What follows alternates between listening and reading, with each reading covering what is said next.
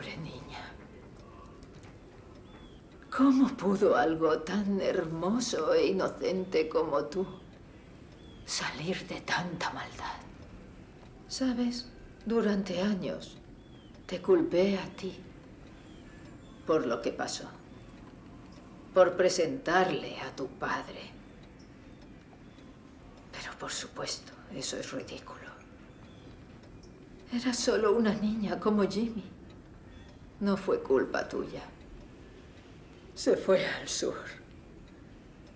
A Clarksdale, Mississippi, un lugar horrible llamado Larkmont Square.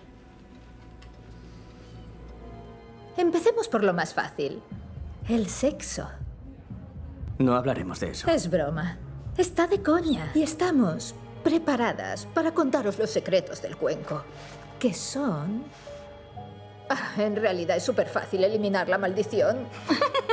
Entrégamelo. No hasta que la desatéis. Mel, ¿estás bien? Nadie desata a nadie. Em dic Cheryl i sóc alcohòlica. Hola, Sherry. He vingut aquí perquè ho vaig perdre tot.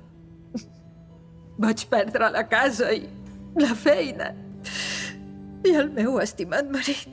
Bé, això ho dic ara. L'any passat pensava que era un malparit que m'havia deixat tirada, però sabeu què? Estava tan enrabiada que necessitava algú a qui culpar i no entenia que tot era culpa meva. Buenas noticias, doctora Debbie. Su cuerpo responde bien a las hormonas. Sus folículos maduran bien. Podremos extraer los óvulos en una semana. No puedo creer que esté pasando. Esperamos, pero un tratamiento de FIU... Mamá, ¿te pondrás bien? Incorpórese. Tesoro. Hipoxemia y ritmo respiratorio acelerado. Estertores en el tórax. Suena edema pulmonar. Que le hagan un ECG y darle 02. Mamá. Tranquilo. ¿Puede alguien cuidar de él? Llamaré a Winston de Servicios Sociales. Por favor, díganme qué está pasando.